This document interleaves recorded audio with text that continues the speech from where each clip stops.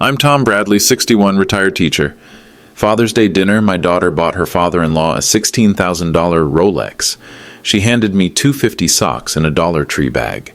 Sitting at that mahogany table in Charleston's most exclusive neighborhood, watching my Sarah beam as Charles Whitman unwrapped 18-karat gold like it was nothing.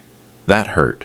But when she pulled out that plastic bag, when she actually apologized for the tight budget, when Preston smirked into his wine glass, something inside me shifted.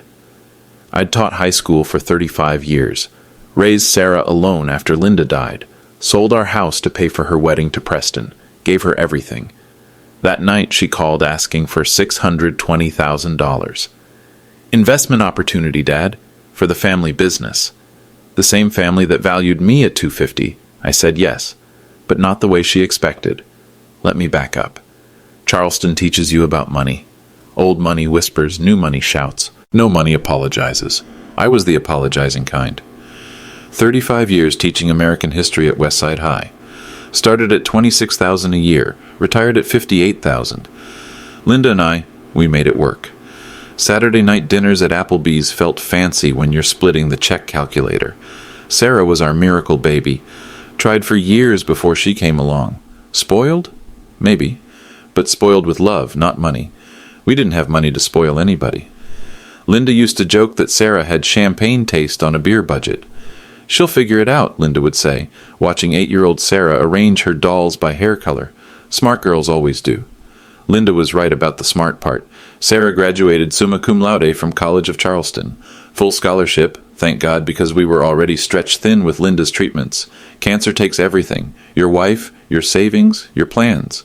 Linda fought for 3 years. I taught summer school, tutored weekends, even drove for DoorDash after my regular job. Whatever it took to keep her comfortable, keep her hopeful. The last thing Linda made me promise? Take care of our girl. Don't let her settle. 2 years ago, Linda lost her fight. Sarah met Preston Whitman III 6 months later. Preston's family owns half the historic district, Whitman Enterprises, real estate development with fingers in everything from city planning to country club memberships. Charles Whitman, Preston's father, serves on every business board that matters. When Sarah brought Preston home for dinner, to my modest rental after selling our house for medical bills, I knew we were outclassed. Preston wore a watch worth more than my car, spoke about family legacy and generational wealth like I should understand. Charles followed 2 weeks later, surveying my living room like he was appraising donated furniture. Modest, he said. The way people say quaint about mobile homes. But Sarah was happy. Glowing, really. For the first time since her mother died, she had that spark back. I should have paid attention to what was feeding that spark. The wedding planning started immediately. Charles took control like a corporate acquisition. Guest list, venue, menu, flowers, everything required family approval.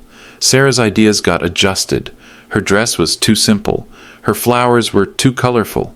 Her guest list was too large. We want everything befitting the Whitman name, Sarah explained when I asked why none of her college friends made the cut.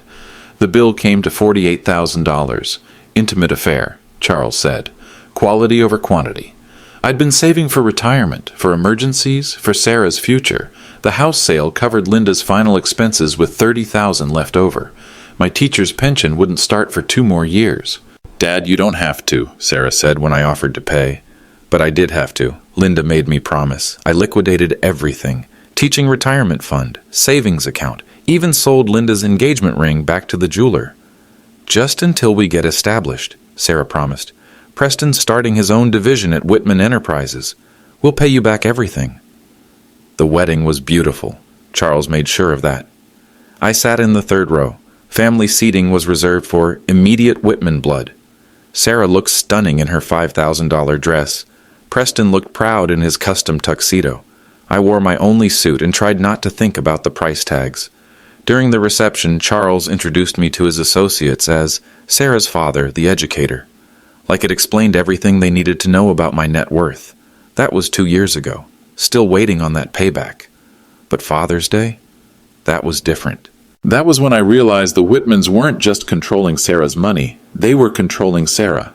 Father's Day at the Whitman estate. Historic Charleston mansion on South Battery.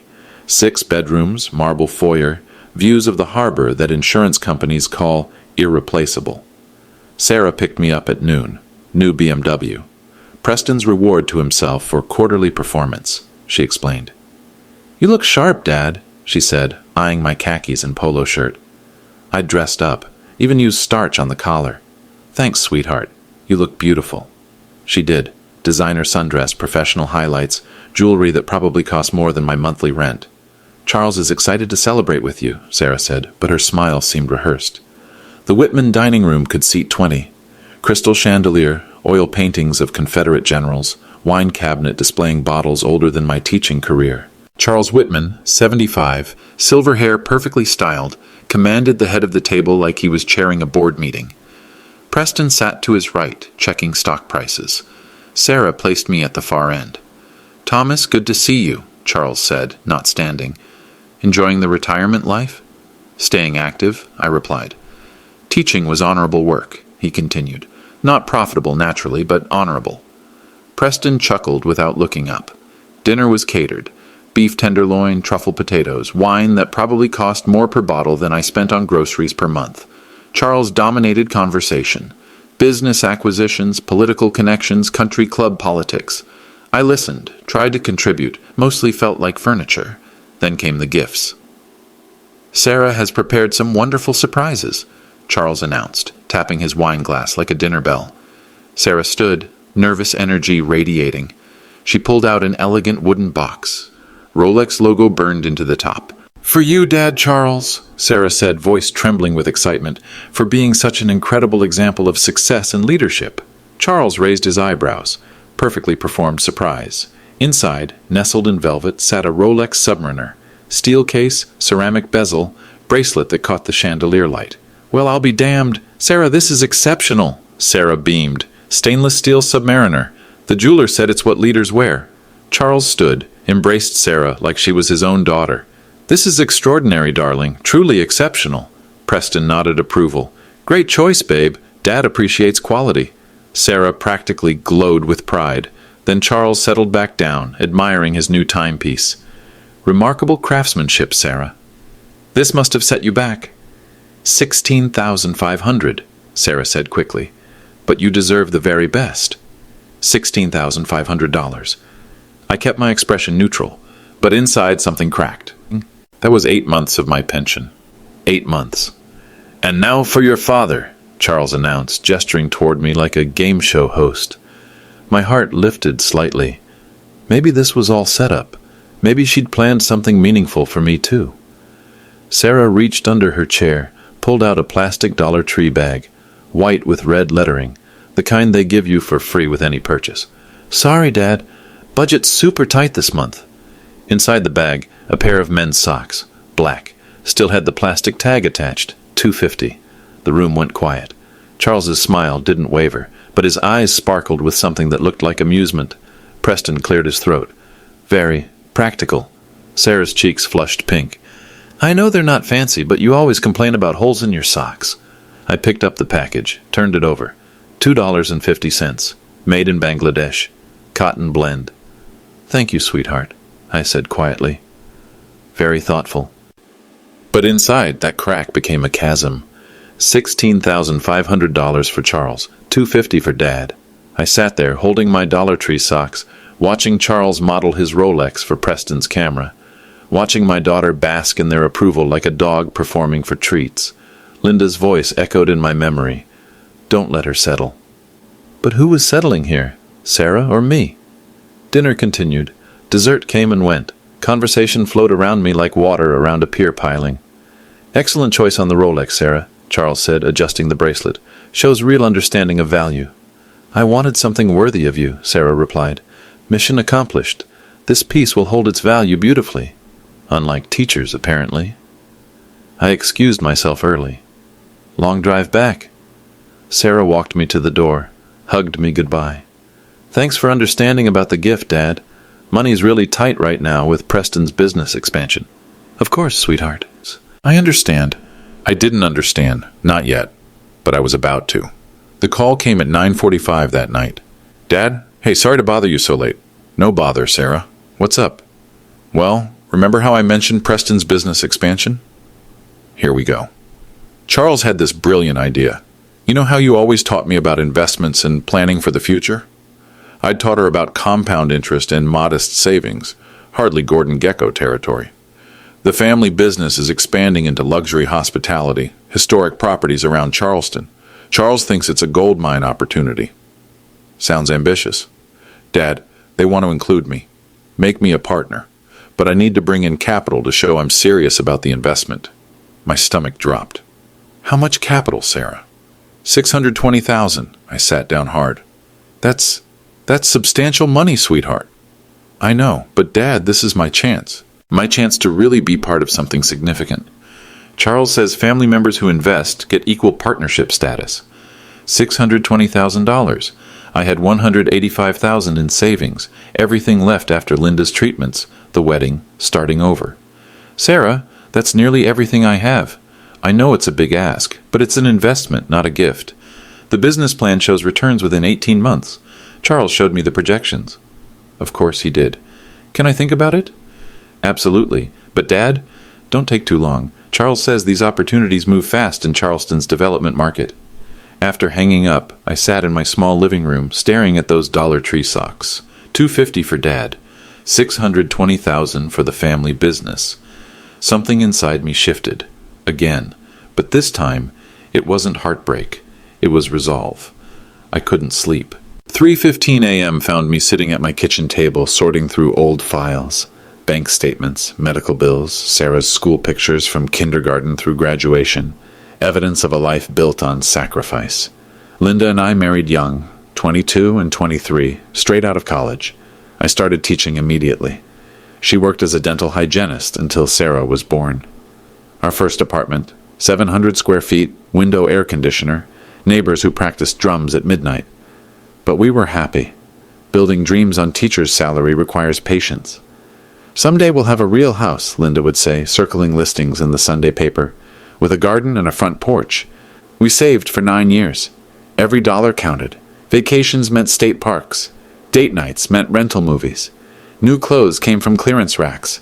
Finally bought our house when Sarah turned 8. 3 bedrooms, 2 baths, third of an acre. 20 minutes from school, walking distance to the public library.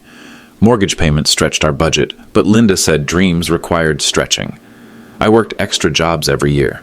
House painting summers, tutoring after school, weekend shifts at Home Depot.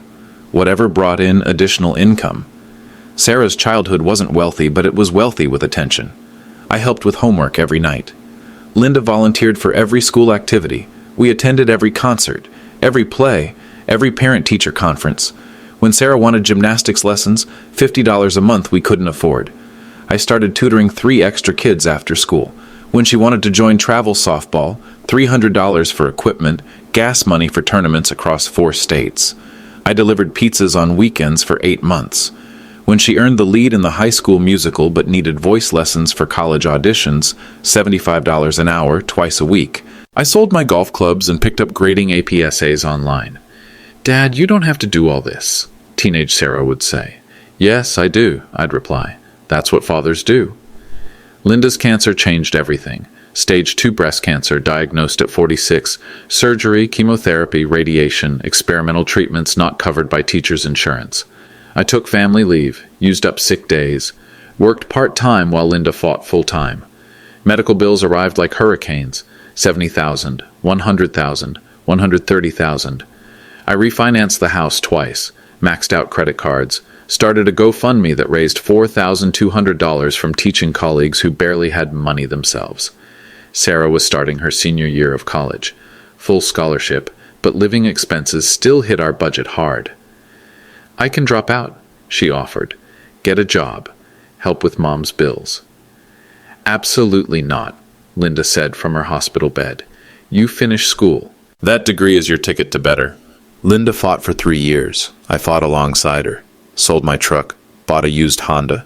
Canceled cable, canceled gym membership, canceled everything except utilities and hope. Worked every available job. Before school tutoring, after school tutoring, weekend SAT prep, summer construction crew, holiday retail at Best Buy. Other teachers started bringing us dinner, leaving grocery gift cards in my mailbox, covering my lunch duty so I could drive to chemo appointments. I should have felt embarrassed. Instead, I felt supported. Community catches you and everything else falls apart. Linda died on a Tuesday in March. 72-degree day, azaleas blooming outside her window. Sarah held one hand, I held the other. Her last words, "Take care of our girl." Final medical bills, $226,000. House sale covered most of it. $35,000 left over, plus my modest retirement account. Starting over at 59 feels impossible. Small rental apartment, furniture from estate sales, learning to cook for one person. But Sarah was succeeding. New job with an advertising agency. Her own apartment in a nice neighborhood. Dating occasionally. Focusing on career advancement mostly. "I'm so proud of you," I told her regularly. Mom would be incredibly proud. Then came Preston. Handsome, sophisticated, from a family with money dating back to railroad fortunes. Sarah sparkled when she talked about him. "He's different, Dad. He values me for who I am, not where I come from." I wanted to believe that. Charles's wedding demands started immediately. The venue Sarah wanted wasn't prestigious. The budget Sarah suggested wasn't adequate. The guest list Sarah created wasn't appropriate. "We want everything befitting the Whitman legacy," Charles explained during one particularly tense planning session. "Our family name carries certain expectations." $48,000 later, Sarah had the wedding Charles wanted. I emptied everything. Again. For love. For Linda's memory. For Sarah's happiness. "We'll reimburse you, Dad," Sarah promised at the reception. "Preston's getting his own development division. We'll be financially stable within a year." 2 years later, still waiting. But I didn't mind waiting. Money comes and goes. Family is permanent. Except tonight, staring at those bank statements, I realized something fundamental. To the Whitmans, I wasn't family. I was an ATM to be emptied. Sarah's gift disparity proved it. $16,500 for Charles, $250 for Dad.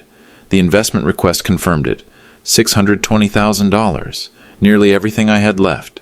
Linda made me promise to take care of Sarah. But who was going to take care of Linda's husband? Apparently, that was my responsibility too. Time to handle business. Thursday morning, I made coffee and faced reality. Current savings, $185,412. Monthly pension, $2,100. Monthly expenses, $1,300. Sarah's request, $620,000. The math didn't work.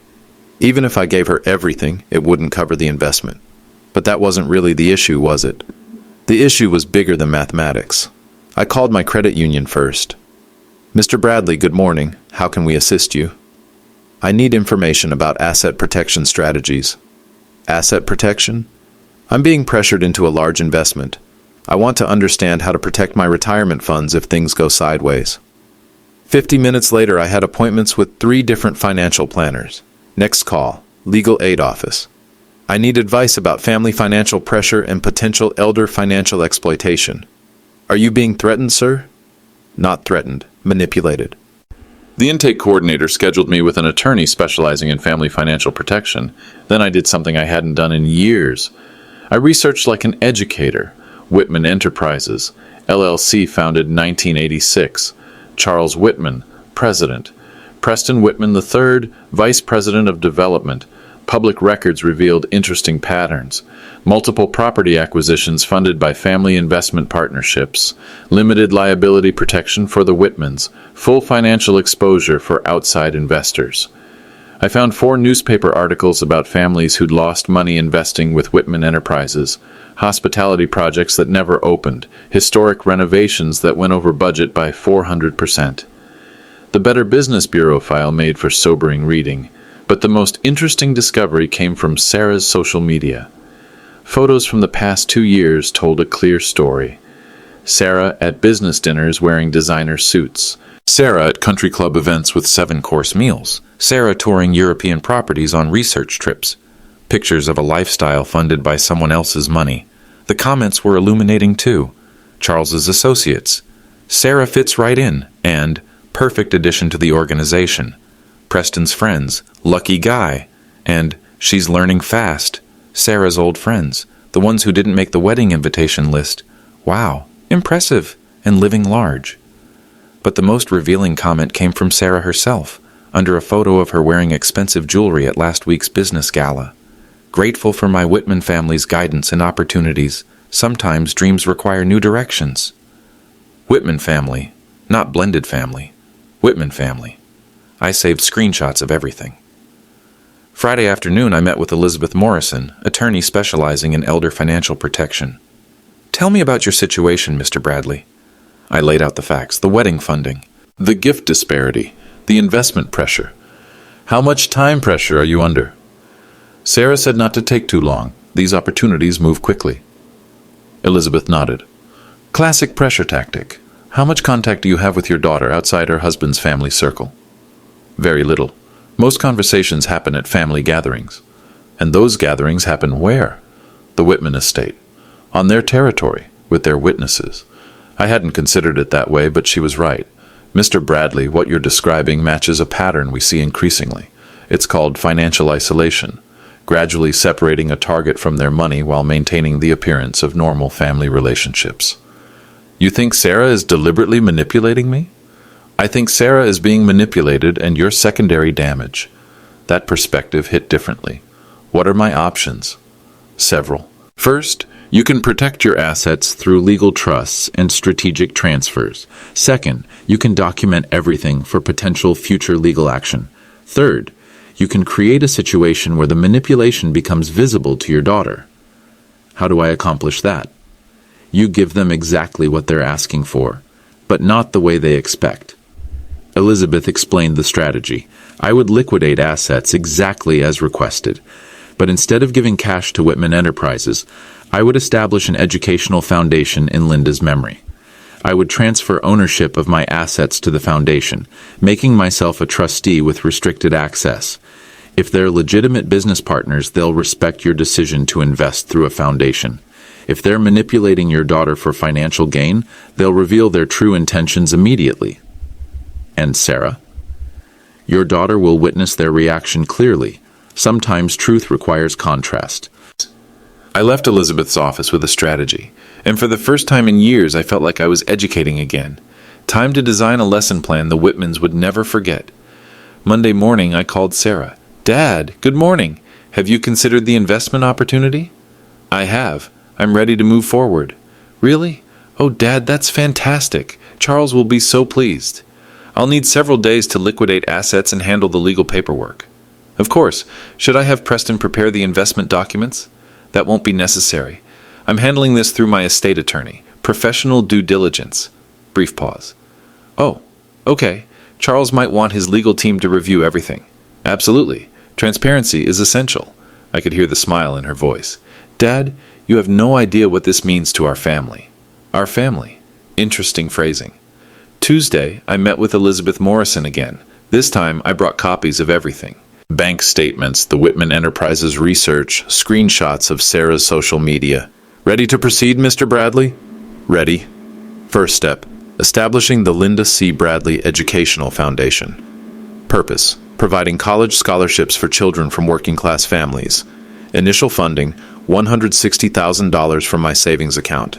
The foundation's legal structure protected the money from personal creditors while maintaining my role as trustee.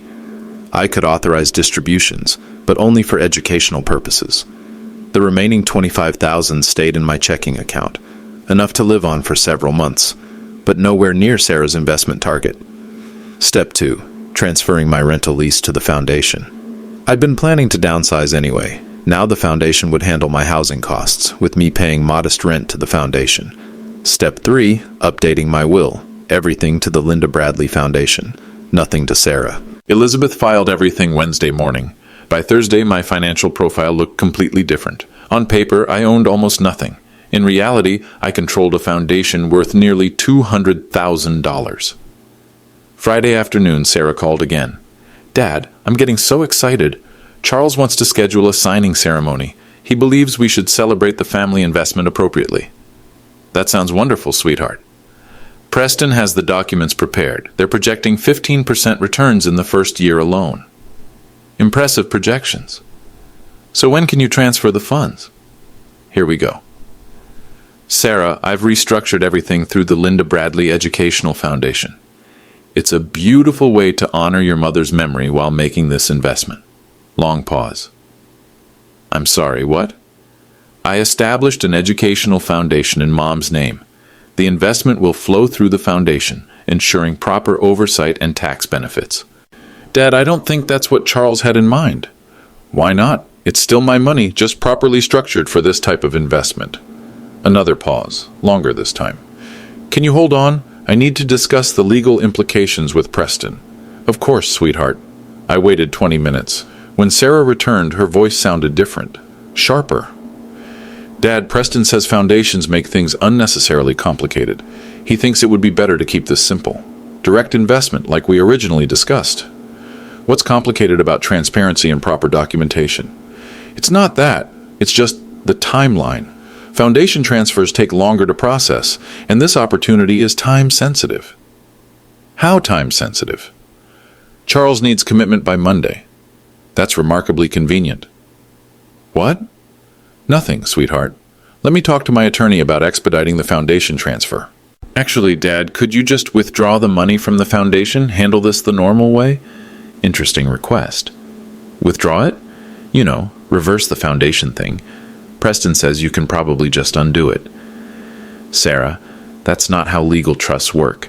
And more importantly, why would you want me to undo something that honors your mother's memory? Silence. I didn't mean it that way.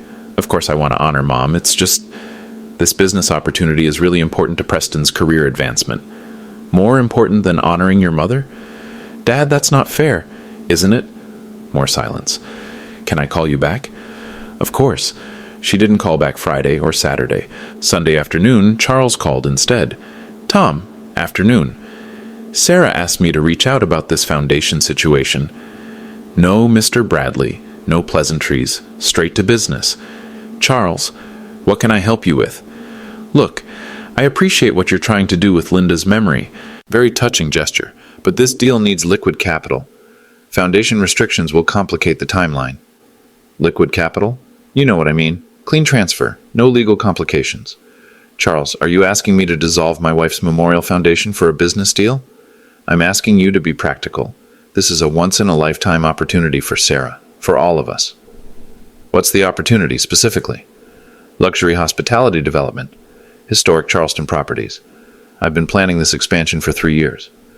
And how much does Sarah actually know about hospitality development? Pause. She's learning the business. From you? I've been very generous with my mentoring. I'm sure you have. Another pause. When Charles spoke again, his voice carried an edge. Tom, let me be direct. This deal proceeds with or without you. But if you want Sarah to be part of the family business, she needs to bring capital. That's how successful families operate. And if I don't dissolve the foundation, then Sarah doesn't become a partner. Simple business decision. And you're comfortable with that? I'm comfortable with family members contributing their fair share. Family members, not daughter-in-law, family members. Charles, let me be equally direct. I've given Sarah everything I could her entire life, sold my house for her wedding, depleted my retirement for her future, but I won't dissolve my wife's memorial for a business deal I don't understand with people who value me at $2.50. What? Father's Day gifts tell stories, Charles. $16,000 for you, $250 for me. That's quite a story. Long silence. Sarah told me you understood about that. I understood perfectly. Look, Tom, nobody's trying to disrespect you. Aren't you? This is about business, family business. Sometimes family means making sacrifices for the greater good. I've been making sacrifices for Sarah her entire life. When does the family start making sacrifices for me? Charles's voice went ice cold. Maybe you should ask yourself whether you're supporting Sarah's future or limiting her potential. And there it was. The manipulation finally exposed. Charles, I'm supporting Sarah by protecting her inheritance from people who think her father is worth $250. I hung up. Phase 1 complete. Monday morning brought a family emergency meeting summons. Sarah's text arrived at 7:45 a.m. Dad, can you come to Charles's at 10? We need to resolve the investment situation. Preston says there's been some misunderstanding. Misunderstanding. That's what they were calling it. I arrived at the Whitman estate 10 minutes early. Sarah met me at the front door looking tense. Thanks for coming, Dad. I think we can work everything out. I hope so, sweetheart. The formal study had been arranged like a corporate boardroom. Charles sat behind his mahogany desk, Preston to his right, legal documents spread between them. 2 chairs faced them, one for Sarah, one for me. Tribunal seating, interesting choice. Thomas, appreciate you joining us, Charles began, his voice carrying executive authority. Preston tells me there's some confusion about the investment structure. No confusion on my end. I've established a foundation to handle the investment properly. Yes, about that. Charles lifted a legal document. Our attorneys have reviewed foundation investment protocols. Unfortunately, foundations cannot participate in private family partnerships. Is that so? Federal regulations, conflict of interest restrictions, very complex legal territory. I nodded thoughtfully. Which attorneys provided this analysis? Charles exchanged glances with Preston, the Whitman family legal counsel, very experienced in these matters. I'd love to review their opinion. Mind if I share it with my attorney? That won't be necessary, Preston interjected. We just need to simplify this. Direct investment, clean paperwork, everyone benefits. Everyone? The family. Our family. I looked at Sarah. She sat quietly, hands clasped, avoiding eye contact. Sarah, what do you think about dissolving your mother's memorial foundation? Her head jerked up. Dad, nobody wants to dissolve Mom's foundation. That's exactly what they're requesting. No, they're asking for a different investment structure. By dismantling the foundation I created to honor your mother. Charles leaned forward, voice smooth as aged whiskey. Thomas, I understand your emotional attachment to the foundation concept. Very touching gesture. But sometimes we must choose between sentiment and practicality. Sentiment? Linda's memory doesn't require a foundation to be honored. A successful business partnership honors her legacy by securing Sarah's future. I felt that familiar educator instinct. Time for a teaching moment. Charles, you're absolutely right. Linda's memory deserves to be honored properly. Charles smiled. Exactly. Which is why I won't dissolve her foundation for people who think I'm worth $2.50. The room went silent. Preston cleared his throat. Tom, let's not rehash Father's Day. Let's absolutely rehash Father's Day. Sarah spent $16,500 on your father's gift, $250 on mine. That's mathematics, not sentiment. Sarah's cheeks flushed red. Dad, I explained about the budget constraints. Whose budget, Sarah? Your budget or theirs? What's that supposed to mean? I pulled out my phone, scrolled to the screenshots I'd saved. Your Instagram from last month. Quote, grateful for my Whitman family's guidance and opportunities. Whitman family, Sarah. Not blended family. Whitman family. Charles's smile tightened almost imperceptibly. Thomas, social media language hardly constitutes. You're right. Let's discuss something more concrete. Like Whitman Enterprises' track record with outside investors. I pulled out the research Elizabeth had helped me compile. 4 families in the past 6 years. Total losses, $520,000. Hospitality projects that never opened. Historic renovations that went over budget by 400%. Preston's face darkened. Where did you get that information? Public records, Better Business Bureau, local newspapers. Amazing what educators can research when motivated. Those were different circumstances, were they? Limited liability protection for Whitmans, full financial exposure for outside investors. Sounds identical to what you're proposing for Sarah. Charles stood slowly, authority radiating from his tailored suit. Thomas, I think you're allowing paranoia to compromise your judgment. Am I? Sarah, when was the last time you and I had dinner alone? Just father and daughter? Sarah looked confused. I don't know. Why? Think about it. Every conversation we've had about money, about your future, about this investment, where did those conversations happen? Here, mostly, but on their territory, with their witnesses. When did you start needing their approval to have opinions? Nobody needs approval. Then answer this. What do you know about hospitality development? Not what they've told you. What do you actually know? Sarah stammered. I'm learning the business. From them. Their family. I'm family too, Sarah. I'm the family that raised you, educated you, sacrificed everything for your dreams.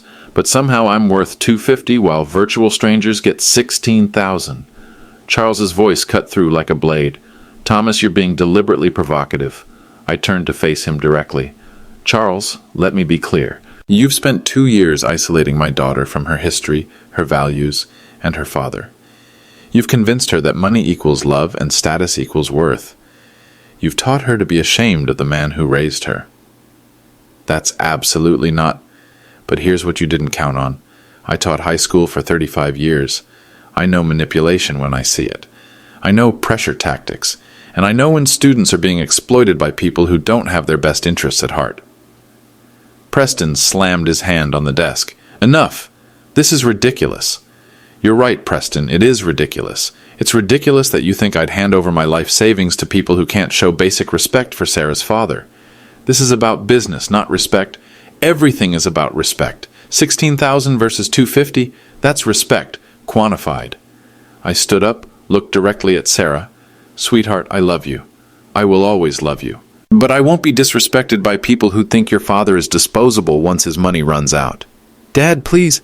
Sarah, answer me this. If this investment is so solid, so guaranteed, why do they need my money? Why not use Whitman family money? Silence. Because it's not their money at risk. It's yours. It's mine. It's always someone else's money. Charles's composure finally cracked. Thomas, you're being unreasonable. Sarah has an opportunity to be part of something greater than her upbringing. There it is, I said quietly. Something greater than her upbringing. Greater than the family that raised her. Greater than the values that shaped her. I looked at Sarah one more time. I taught people to think. You should try it. I walked toward the door, then stopped. Oh, and Charles? The foundation stands.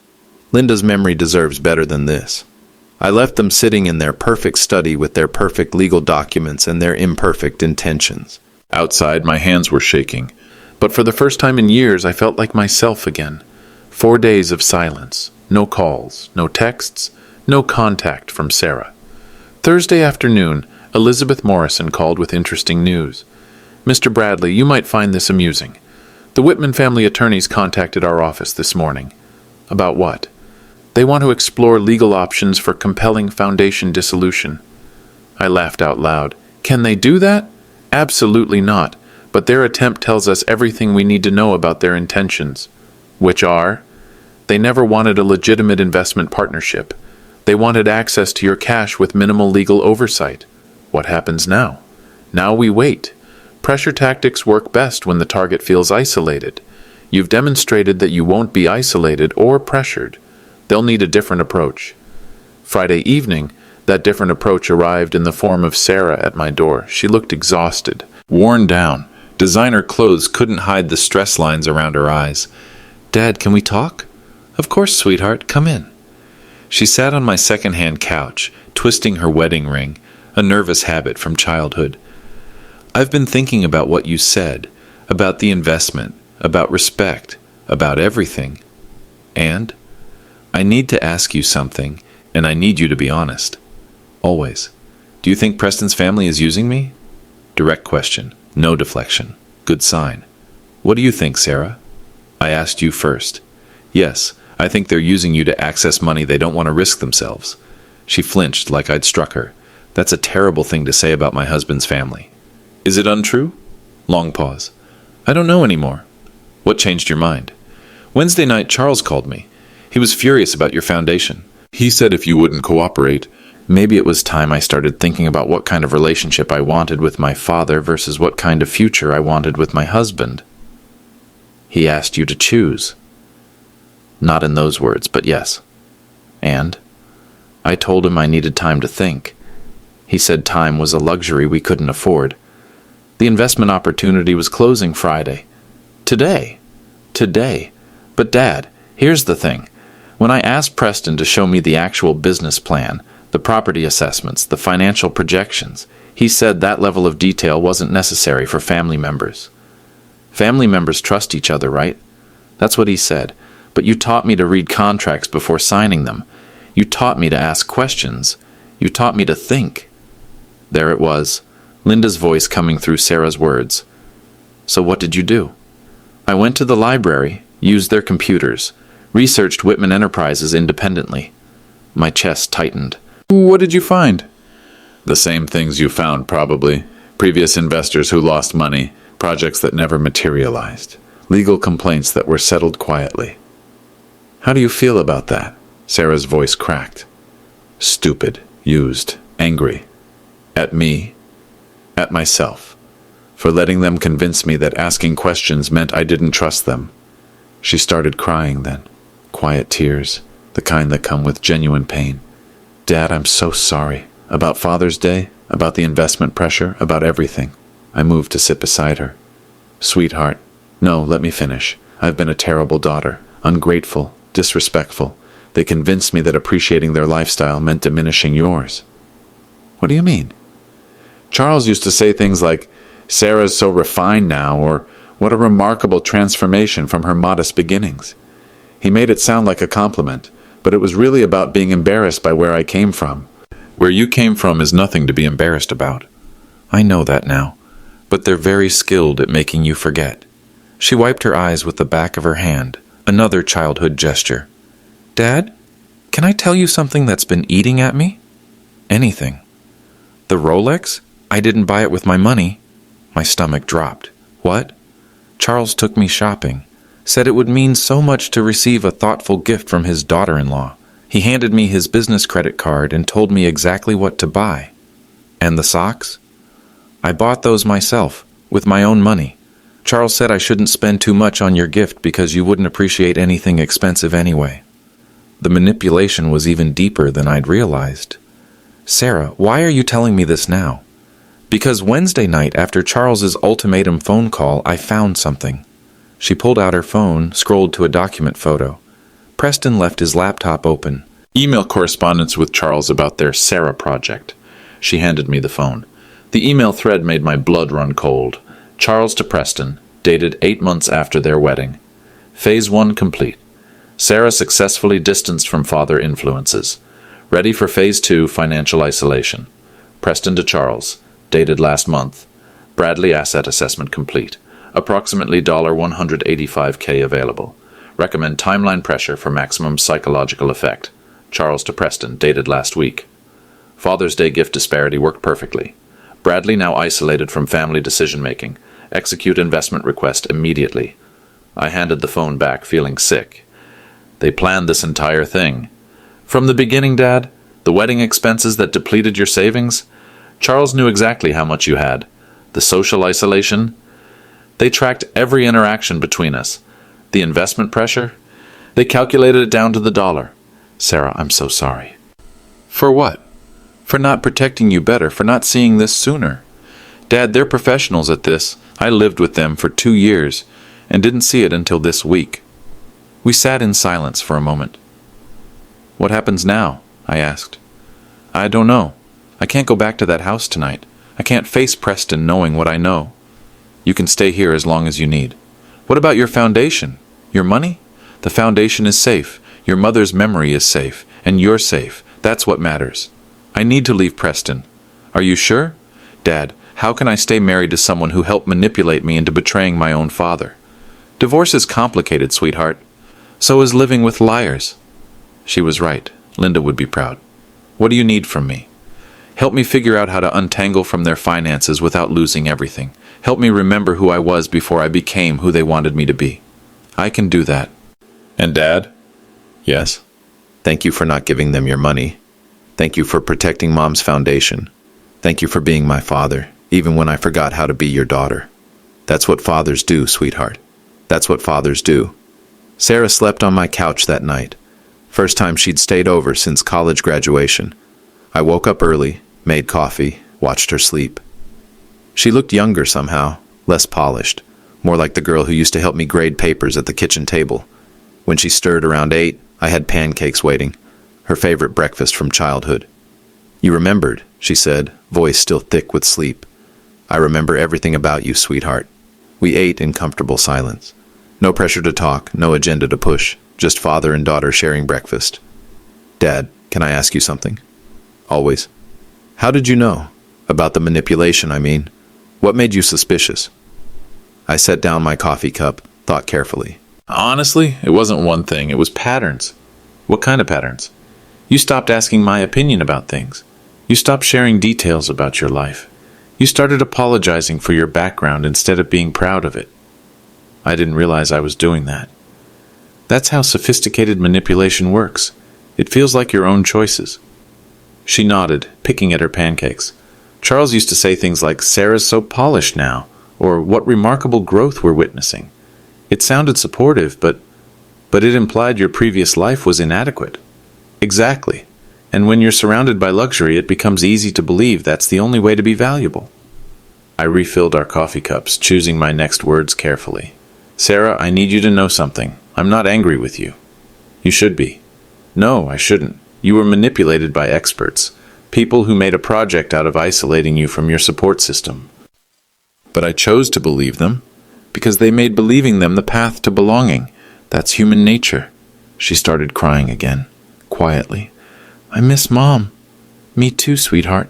She would have seen through this immediately. Maybe. Or maybe she would have been just as vulnerable to people who promised to love you unconditionally.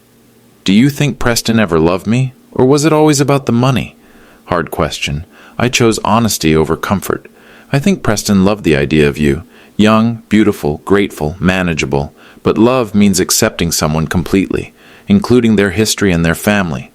He never did that. No, he didn't. I feel so foolish. Don't. Intelligent people get manipulated too, sometimes more easily because they trust their ability to make good decisions. We finished breakfast. Sarah helped me with dishes, another childhood ritual restored. Dad, what happens next? Practically speaking. We take things slowly. You find a lawyer who specializes in divorce and financial separation. We document everything. We protect your interests. What about Charles and Preston? They'll be furious. Let them be furious. Anger is honest emotion. It's better than fake kindness hiding real intentions. Will they try to retaliate? Probably. People don't like losing control of situations they've carefully orchestrated. Are you worried? I thought about that. No, I'm not worried. We have truth on our side. We have documentation. And most importantly, we have each other. She hugged me then. First genuine hug we'd shared in 2 years. Dad, I want to help with Mom's foundation. You don't have to do that. I want to. Not as penance, but as partnership. Mom believed in education. She would love knowing her foundation helps kids like we were. Like we were? Kids from families without money but with big dreams. Kids who need someone to believe they're worth investing in. Linda's voice coming through Sarah's words again. I'd like that very much.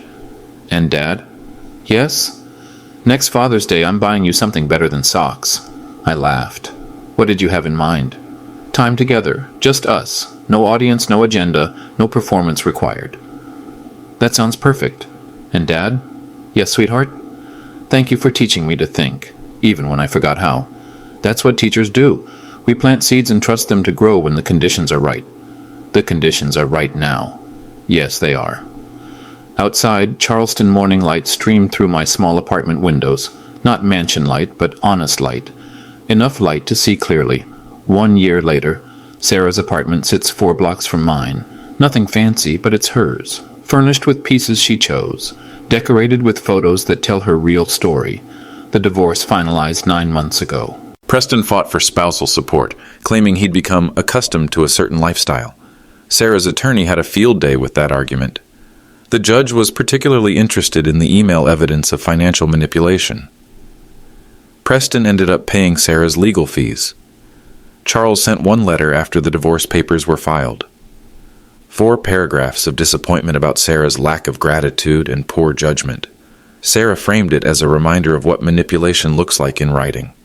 These days, Sarah works for a nonprofit that provides financial literacy education to young adults. She speaks from experience about recognizing manipulation and maintaining healthy boundaries. Amazing how much clearer everything becomes when you're not performing for an audience, she told me last month. The Linda C. Bradley Educational Foundation has awarded scholarships to 14 students so far. Kids from working families, first-generation college prospects, dreamers who need someone to believe they're worth investing in. Sarah serves on the selection committee. Watching her interview scholarship candidates, I see Linda's compassion combined with hard-earned wisdom about people's true intentions. Mom would love this, Sarah said, after our last committee meeting. She'd love you, I replied.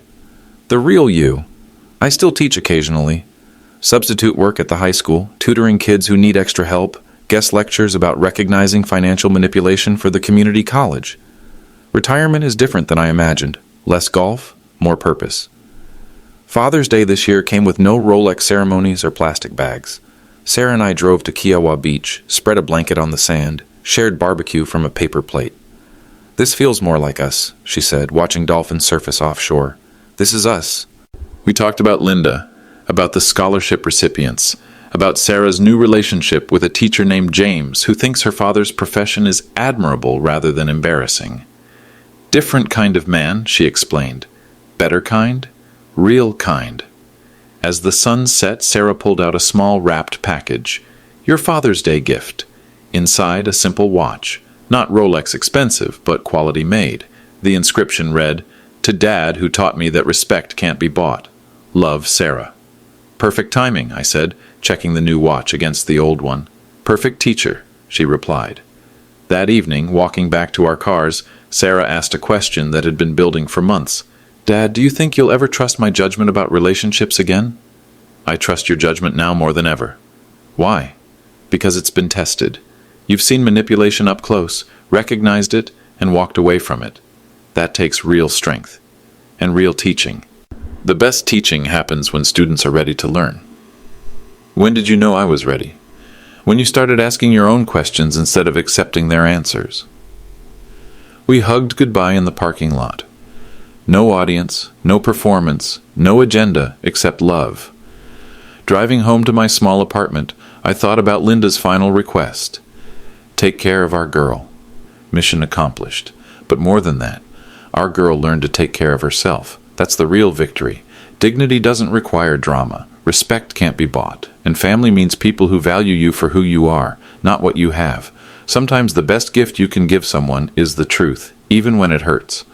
Sometimes the best lesson you can teach is boundaries, even when they're lonely. And sometimes the best love you can offer is stepping back and letting people find their own way home. Have you ever felt undervalued by family? Share your story in the comments. Sometimes we need to hear that we're not alone in setting boundaries.